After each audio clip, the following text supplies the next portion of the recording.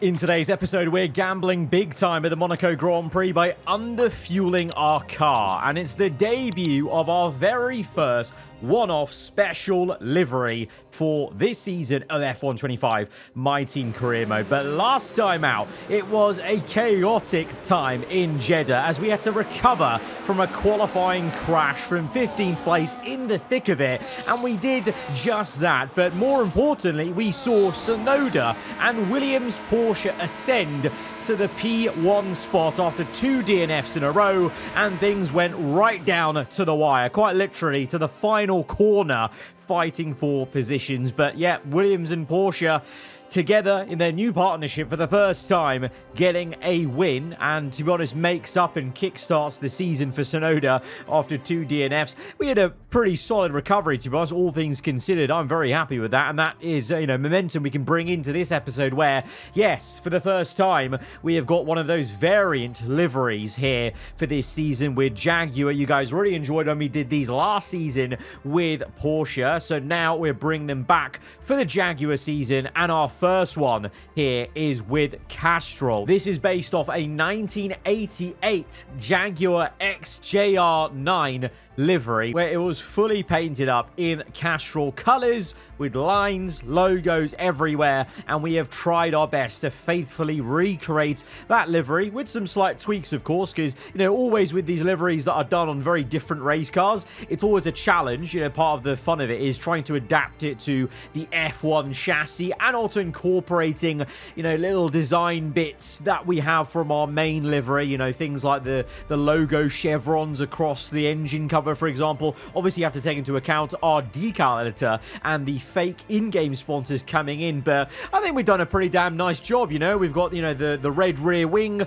little winglets, we've got the Castrol lines across the entire face and side of the car, big Castrol on the side pod and Jaguar added in, and at the same time we've incorporated those decal editor sponsors quite nicely. And the front end, well, very wide on the original livery, so we had to work with the real estate we had on the much thinner front nose structure of this F1 car, but still I think works really well, pairing the green front wing with the green part of the nose, then you've got that red line, and then trying to mimic the top of the car in green. That's why the chassis and the halo in green, trying to mimic that rooftop of the Jaguar XJR. Of course, an F1 car has no rooftop, but we've done our best, and included with that is actually very peculiarly this original livery for some reason had the lettering Jaguar in orange on the green on the roof of the XJR. No idea why, but we've incorporated that onto the F1 version on the halo, and I think it's come out really damn nice. Very striking livery for a first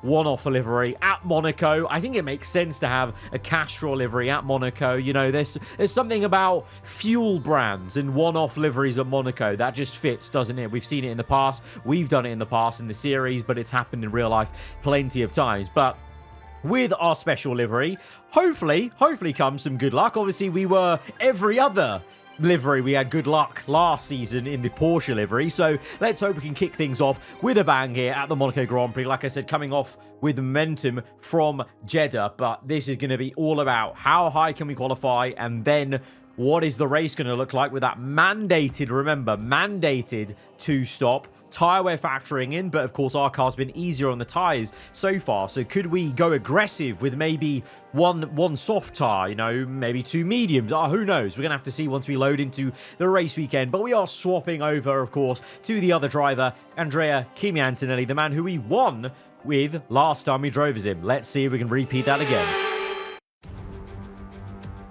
Not all qualifying sessions are created equal. From the moment that a driver sits in a go-kart, they want to end up here, in the pit lane, ready and raring for qualifying at the Monaco Grand Prix. It's the one every driver wants to win, but it's the one where qualifying is the most crucial. So if we fluff this up, it's going to be very tough.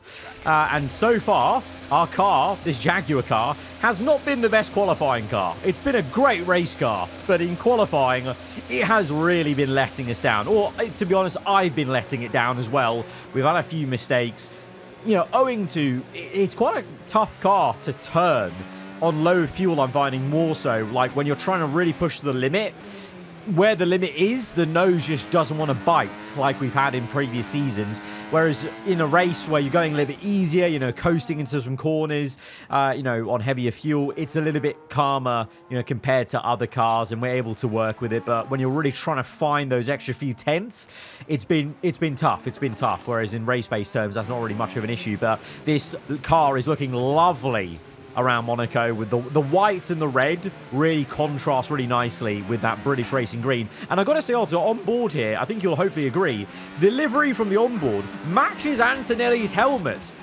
Quite amazingly, actually. I only just realized the red lines, the way they streak across with the white, very similar to Antonelli's helmet on the outer rims there. So that's actually kind of a match made in heaven in terms of a helmet to livery combo. I'm a, you know, obviously you guys know how much of a nerd I am when it comes to the actual aesthetics of F1 and such, and how I like things done and look.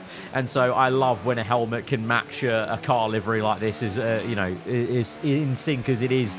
As we go through the first part of qualifying, you'll see the car is a little bit, you know, unresponsive, I would say, as I said before, you know, unwilling to bend to what I want it to do exactly, but the lap time's still generated there enough. I mean, we are, though, half a second off P1, and it was a bit of a topsy-turvy session. Carlos Sainz knocked out in the Mercedes car.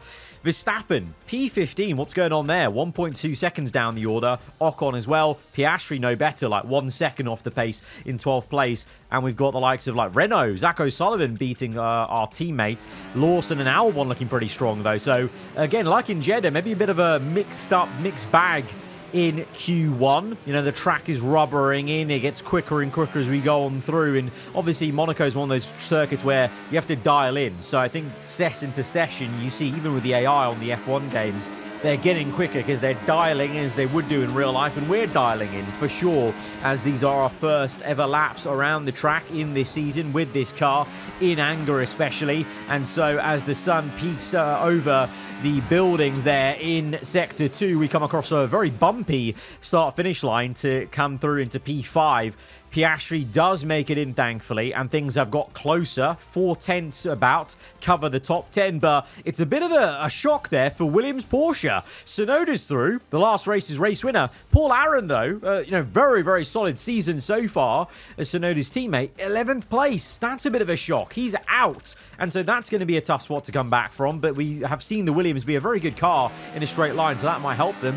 No surprise Lance Stroll's out, but Verstappen, as usual, dragging the McLaren through after a difficult race in Jeddah, let's be real. So curious to see what he can do now in Q3. This first lap for us, it looks messy. That's because it is. It's on a scrub set of tyres, and I get out of Colapinto's way this time sufficiently, and I've got so much PTSD from Jeddah now that I'm just jumping out of people's way because I don't want to cause another crash. Because as much as, you know, you guys were debating with me in the comments that, you know, I probably just crashed into Colapinto in Jeddah, I still maintain I was trying to do my best to get out of his way. But also in hindsight, he was already, you know, turning left to get out of my way. Anyway, that's the debate from last episode. We're moving on. The point is, I didn't crash. There was no incident, and we're able to continue through from the scrub set to a brand spanking new set of soft tyres. 1.3 seconds gain. Piastri needs to get a move on as well. We crossed the line. I was thinking, you know, maybe second row, third row. No, it's the front row alongside Yuki Tsunoda, although Tsunoda's got a comfortable 2.7 tenths on me. So Yuki absolutely flying and cooking in the Williams Porsche after his win. But I'm really chuffed with second place because I really didn't think we were going to be getting up there. I thought maybe at best the second row where Lando is. But Ocon in the Ferrari in third place. That's pretty great. And Verstappen 8th place. Bit of disappointment for him. And McLaren, after looking pretty good in the first 2 races, clearly this is why I said we need to look over the first 5 rounds because all 5 of these circuits are so different. And clearly the McLaren is not favouring too much at a place like Monaco compared to maybe Australia, Bahrain, more power circuits. Maybe, you know, the drag profile changes a little bit with their setups. I don't know. But Piastri, again, consistently, whether it's with us or as an AI, not qualifying too well and not having a great day on Saturday. Another recovery drive needed for him. For us, well, we're looking at turn 1 lap 1, aren't we? Formula One returns to Monte Carlo once again today, home to the world-famous Monte Carlo Casino, first opened in 1863, and of course a certain road race first held in 1929. There is no greater an occasion, no more valuable a win than the Monaco Grand Prix. Off the back of a fantastic qualifying session, it's time to see how our starting grid looks like for today's race. Yuki Tsunoda lines up on pole position. And it's Andrea Kimi Antonelli in P2. Moving on to the rest of the grid, we have Ocon, Norris, Liam Lawson, and Colapinto, Albon, Verstappen, Gasly, and Oscar Piastri, Aaron, Stroll, Victor Martins, and O'Sullivan, Solov, Barnard, Gabriel Bortoletto, and Carlos Sainz, Pepe Marti, Crawford, Maloney, and Jack Doohan. That's it then, it's time to go racing as we head down trackside for today's race. And so we welcome you to the commentary box. I'm Alex Jakes. Alongside me for this race, and it's going to be some race, is Anthony Davidson. It feels like an obvious question, but I think everyone wants to know, at this stage, are you nervous or excited? Probably at the start of a race, it's where your heart rate's at its highest in anticipation, and you've got to be in the right mindset. You've got to be thinking there inside the car, what can go right? How can I be opportunistic rather than what can go wrong, and how do I protect my position? Look forward and stay positive. It's easy to say, very hard to do when you're in that position. Right, well, we're on the front row of a Monaco Grand Prix with a mandated two-stop. I am going aggressive on both fronts, the tyres and the fuel. I'm going for medium tyres when everyone else around me is going for hards, and we're going to end the race on a set of soft tyres because we know this car has been great on its tyres. So I think we can afford to go very aggressive, and in qualifying I saved a new set of soft tyres on purpose to have a brand spanking new set for the race. And on top of that, like I said, we are going to gamble with the fuel. I've never done this really in F1 career modes ever, but I'm under-fueling the car by an entire lap because I reckon with the two-stop, Monaco being Monaco, we will have ample opportunity to save this fuel back. And what this will give us is a massive advantage on two fronts on this race start. We've got the medium tyre versus Tsunoda's hards and the cars around behind us. And we've got one less lap of fuel. So my game plan is to get into turn one in first place and run away in the first stint on the mediums. Hopefully have a gap, have a buffer, pit, come into clean air on the hards, do my second stint, and then wherever we are, knowing that we're going on to a very aggressive, fast, soft tyre at the end of the race. So I'm really covering myself in the first part of this race and the last part with that soft tyre, giving us a chance to make up time if we lose any in traffic on the hards or the medium stint doesn't go to plan. But that's the game plan for this turn one. I want to be, all I care about is being P1 at turn one, and that's what we're doing here with the lower fuel. And this fight right here with Tsunoda on pole is personal. In the Williams Porsche, he is driving our old engine supplier from last season, so I really want to get one over them as we go to lights out, and we're underway for the duel in the Formula One calendar. And it's a fantastic start, and it is planned and executed for us into turn one in P1. The mediums, one less lap of fuel, delivering us exactly what we wanted, and we are pulling away. That is a beautifully executed plan. And now, well, it's time to just drive off into the sunset, basically. It's Tsunoda in second place then from Ocon, Norris, Lawson the top five. We've got some cars in the back side by side. Yellow flags. Is there someone tripping over someone else at the hairpin, I wonder, as Piastri is still in P10, unfortunately. No place is gained. And, oh, yes, there is. There are three cars actively tripping over each other, and then five cars technically ghosting with each other, and it's enough ghosting and reverse and three-point turns at the hairpin that the FIA feel the need to throw out a full course safety car upgraded from the virtual. Now, a safety car early on in this race when we're on mediums This is a massive open goal. I'm sorry. We're coming in. Of course we are. We're coming in. It's a mandated 2-stop, remember. We're going to get rid of 1 stop straight away and go on to hards as Lando Norris is out. The reigning champion has crashed under the safety car. Remarkable levels of bottling there. But this is a no-brainer. This is why they brought in the mandated 2-stop to stop someone pitting on lap 1 or early doors onto hards and going to the end. We can still do that. We have to make that second stop either way, but this will still be a net positive because everyone else is already on hards and they need to pit twice, whereas we're on hards now, only need to pit once. As well, here's a replay, and Lando simply drove into the wall at Larascas. Nothing really else to tell you there. Very I don't know, brain fog maybe in the mind of the reigning champion. Driving around the streets he lives in at the moment, obviously, is under the safety car now. We are on lean mixture. This is a first of many. I've never used lean mixture on F1 25 yet. Very exciting. So we're saving fuel then. On lap 1, onto lap 3, under the safety car. We're not going to completely save all the fuel, you can see, but we've done a good job as we're now P11. Remember, everyone in front of us with 2 stops to go. I've only got 1. Sonoda backs us up as he gets ready to go, and he's going very, very slowly. The entire train is going very slowly as we're nearly side by side with Martins. Stroll goes through us. He overtakes us under safety car. There's some ghost cars. And, oh, what? What's going on? Oh my days! It's a red flag! We didn't even get through onto the next lap, for goodness sake! There's a huge pile-up at Rascas. What was that? That was top 10 stupid moments from the AI. These guys are going so slowly on the restart. I ghost, Stroll overtakes me, then I see a bunch of ghosted cars, so I think, okay, we better get going. The Cadillac unghosts in the middle of ghosting through cars, and I take him out, and then there's a pile-up behind me because I've broken my floor.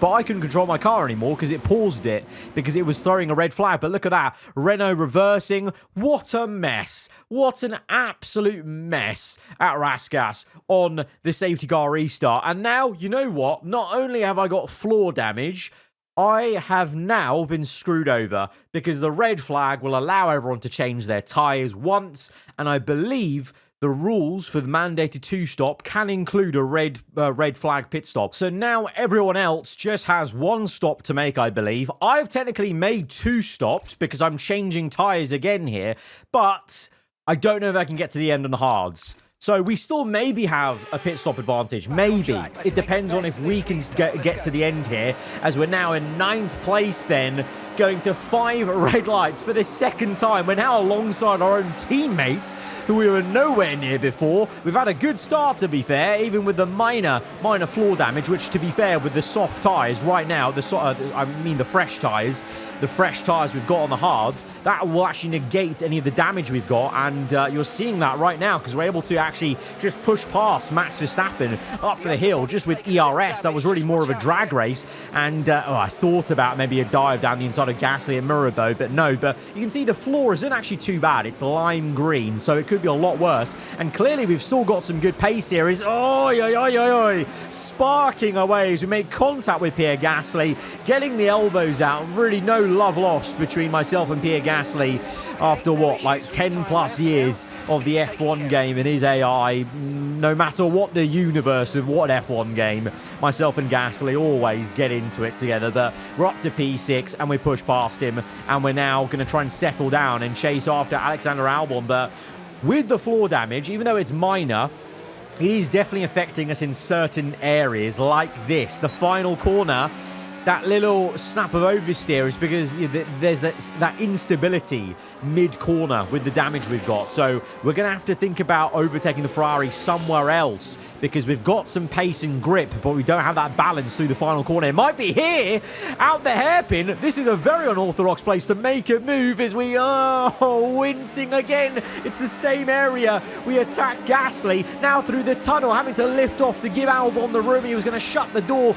always there, but the Ferrari Ferrari does not cover off the inside. We're side by side through into Sector 3 towards to back, and we'll get up into P5. We've done the Ferrari, and we can get on now into that clean air and see if we can chase after Colapinto, but it's taken 2 laps after we caught up to Albon, sorry, and it took us already a couple of laps to get up to Albon, so it's slow progress with this floor damage, but there is progress nonetheless, because Albon's actually on mediums, you'll notice. Colapinto is as well. And at this point, the mediums are probably already starting to feel worse than the hard tyres as we're nearly pushing Colapinto out that corner, but a wash of dirty air comes through on that previous lap, so we have to wait. Lap 15, can we make something work? Out the tunnel, I sense Colapinto is a bit vulnerable. We're going to go late on the brakes. Colapinto locks up, he cuts the curb. We're going to just thread the needle on the left-hand side, and Bob's your uncle. We're up into 4th place now, so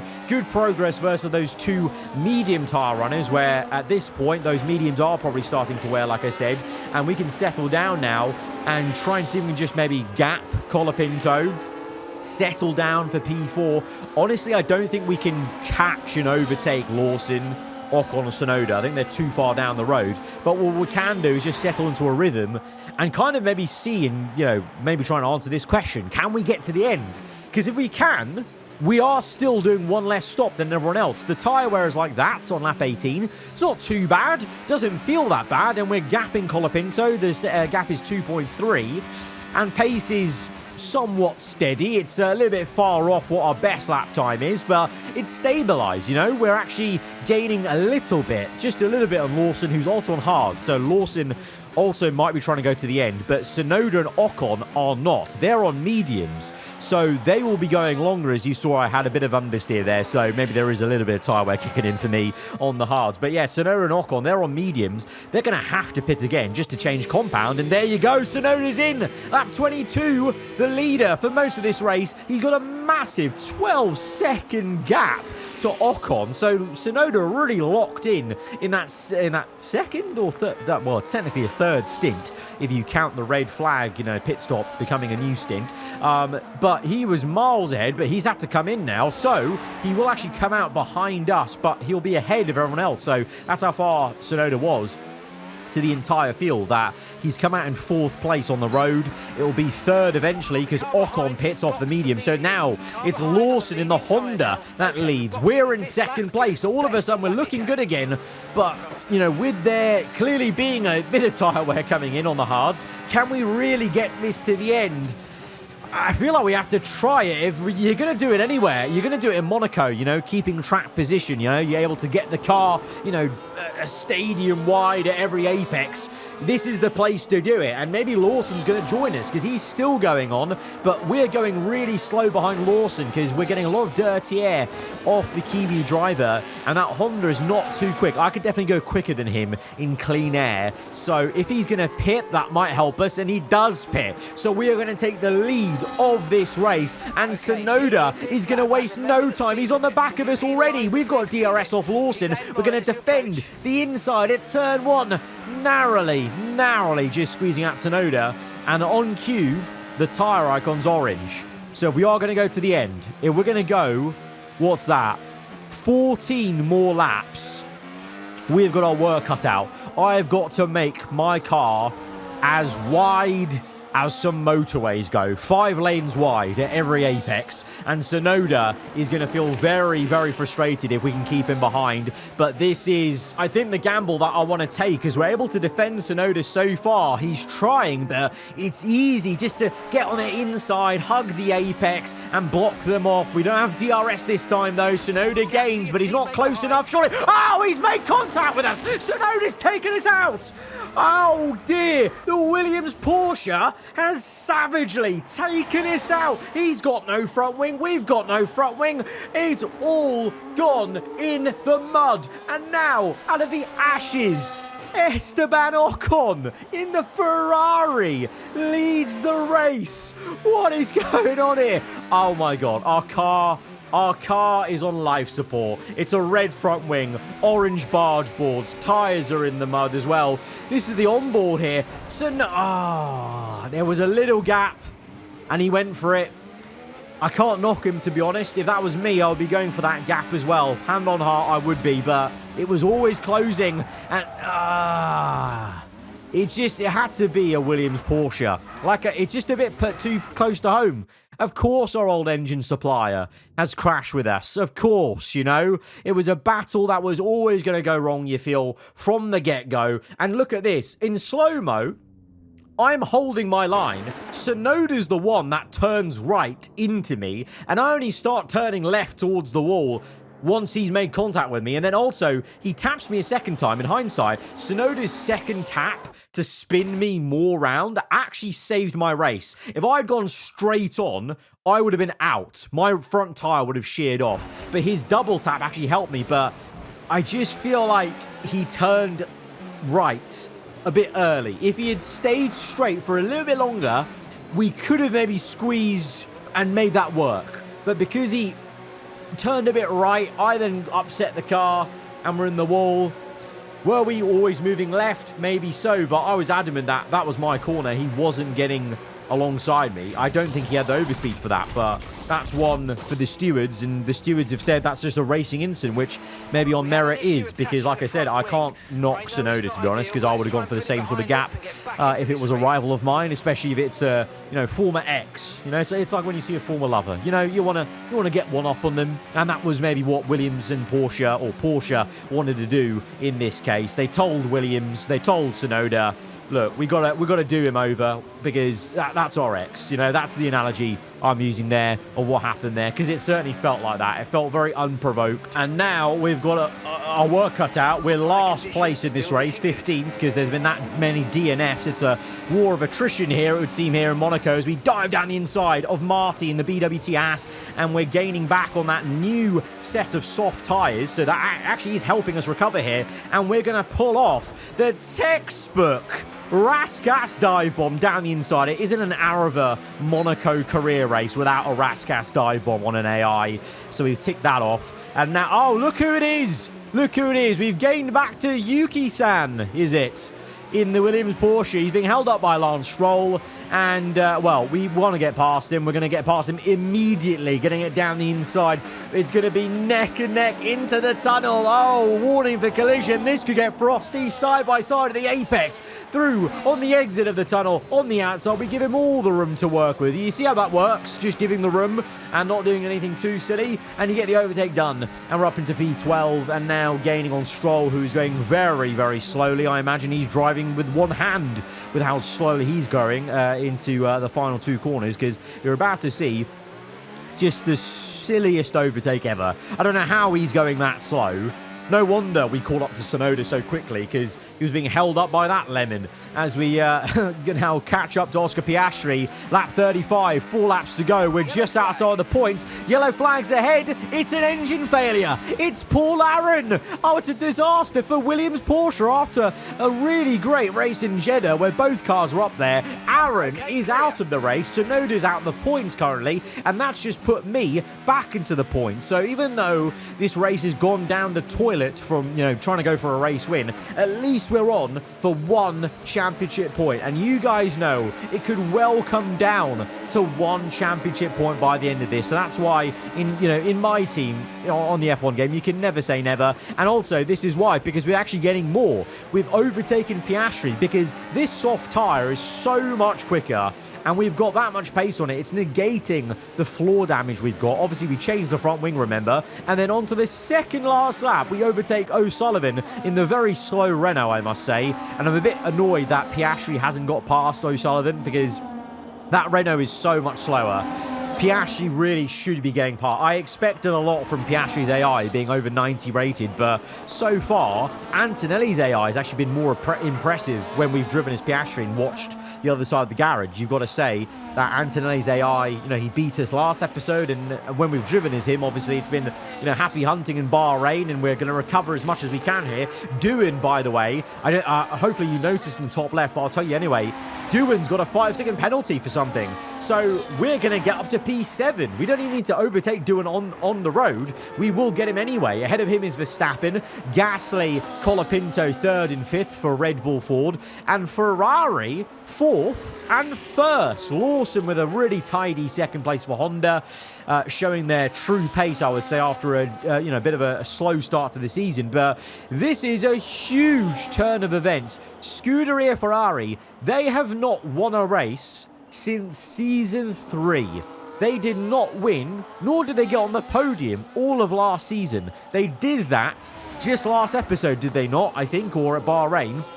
And now they're going for their first race win of the season and their first win for over a season and a bit. This is crazy stuff. Remember, these guys won back-to-back Constructors' Championships in Season 1 and Season 2, so they know how to win. They forgot for a while, but they're back. Ocon wins the Monaco Grand Prix. What? Oh, my days. O'Sullivan crashes on the last lap. Piastri gets up into 9th. We're going to get up into 7th place. You know what? Piastri's close enough. I think Doohan's penalty could take him below Piastri. I think it will. So we're going to get up to 7th place. Piastri's going to be 8th because of Doohan's penalty. That could be very important for the constructors. And that 7th place is a great recovery from, being no points. And that could be crucial by the end of the season. You just never know. You never know. Esteban Ocon has done it. He's taken the victory. Well, it all came good in the end for them, but it wasn't an easy start. Not the most straightforward of days, but I think it shows great strength in an athlete as a driver when you can overcome a day like this and walk away still with a victory. It will be a moment to reflect, to gather their thoughts and to enjoy all of their hard work on the podium.